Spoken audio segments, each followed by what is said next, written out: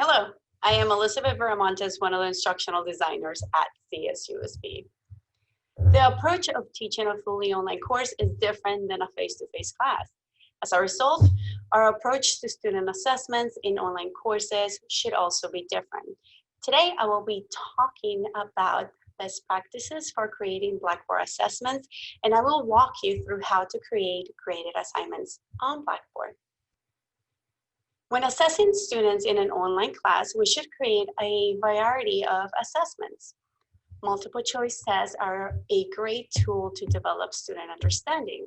However, online exams can be viewed as take-home exams. Students will likely use notes or the textbook to find the answers to the test.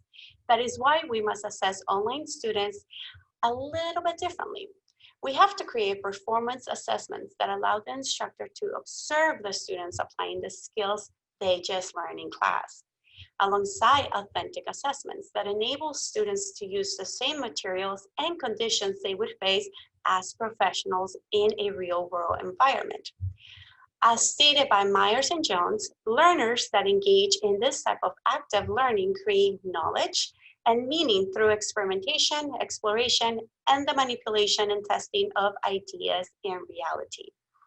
We should also add portfolio assessments to showcase the students' educational growth through papers, projects, homework assignments, journals, and personal reflections.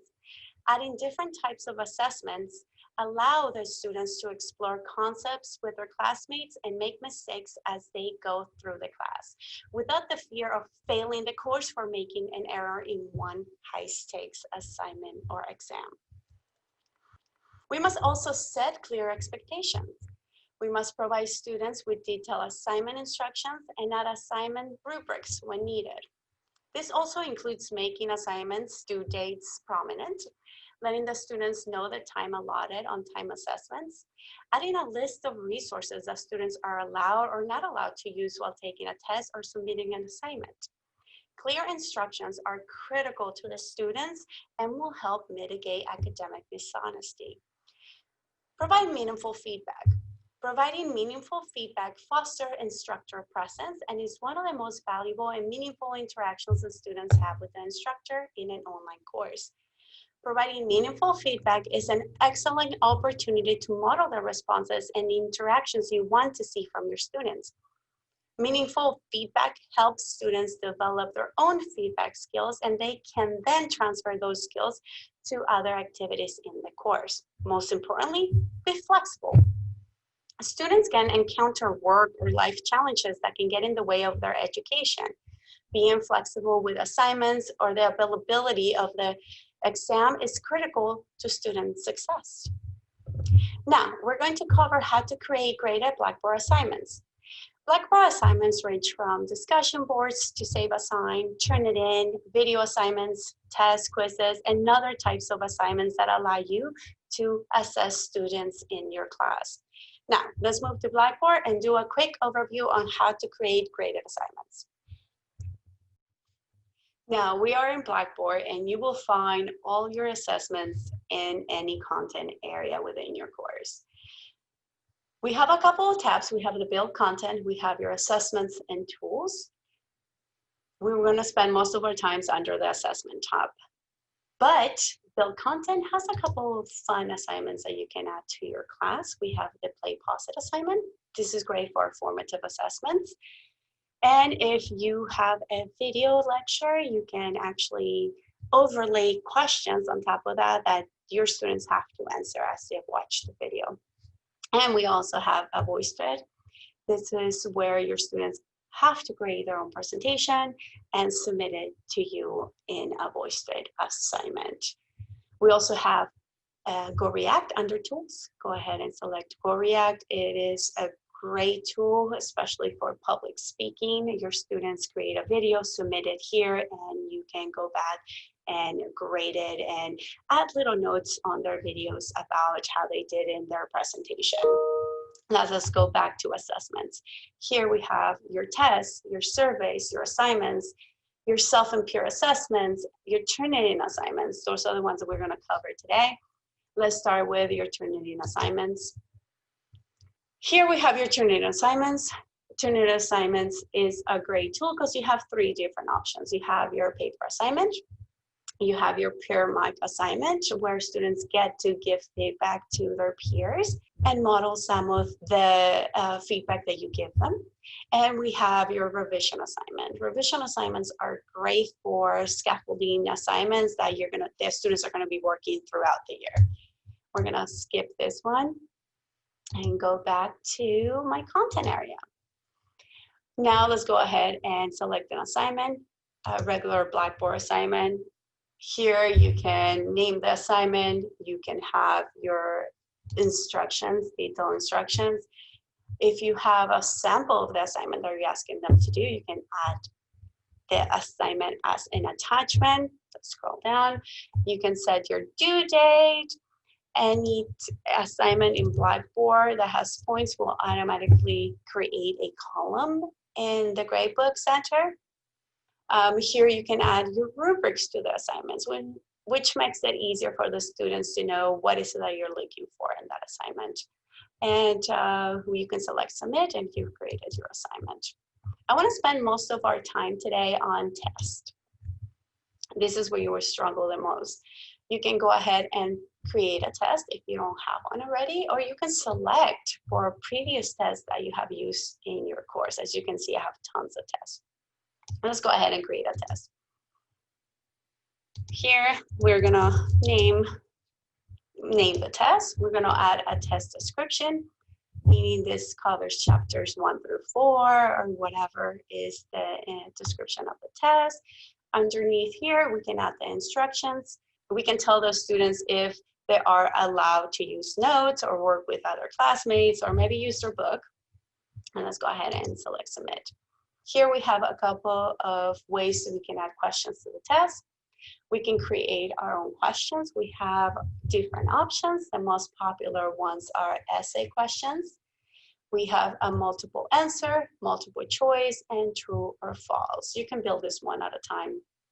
If you are reusing questions, you can come in here and create question sets, which allow us to select different questions or particular questions that we want. A random block of questions does not give you that freedom, and we can find individual questions. If you use a test generator to create your questions, you can also come here and upload your questions. Let's just go ahead and create a question set.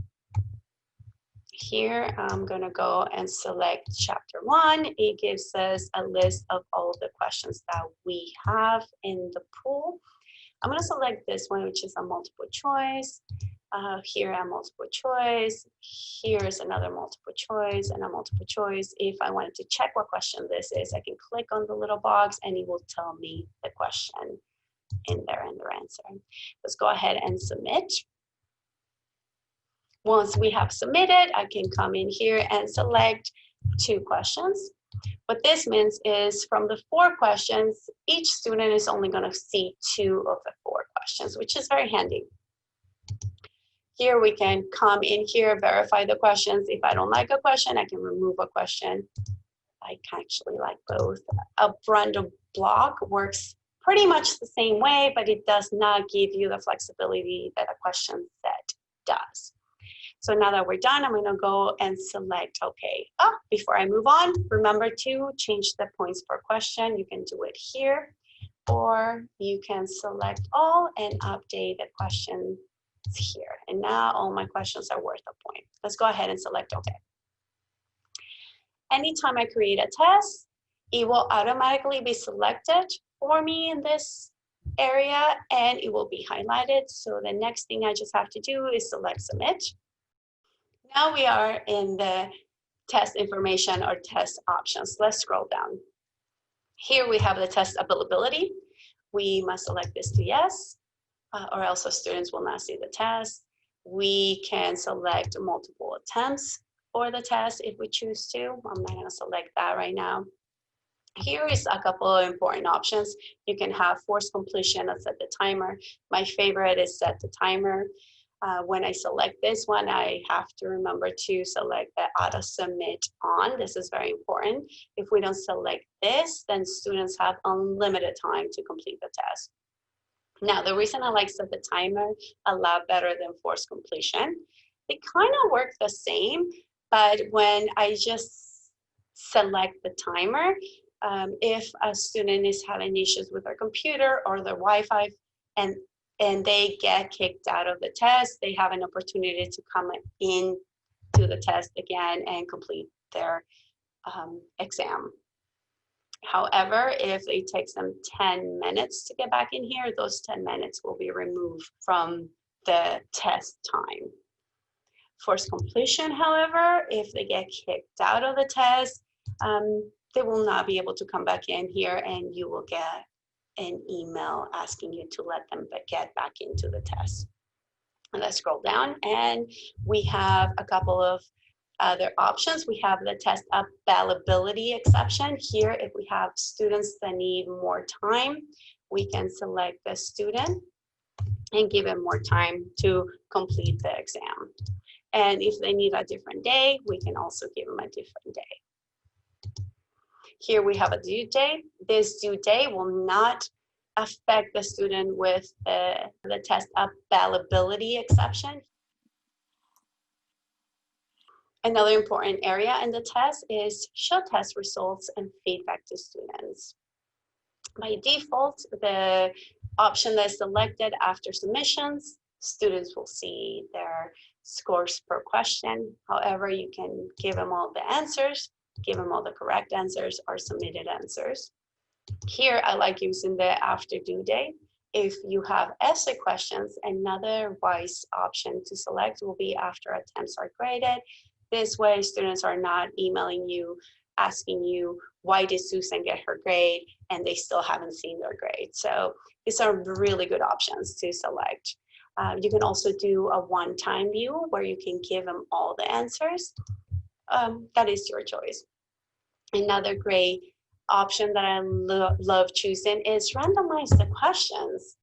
This way, my question one will be different than their question one, and it just makes it more difficult for us to share answers. You can also select giving them the questions one at a time and prohibiting backtracking. If you're using this option, just let the students know ahead of time. If not, they're probably gonna panic. Now that we're done, let's hit submit.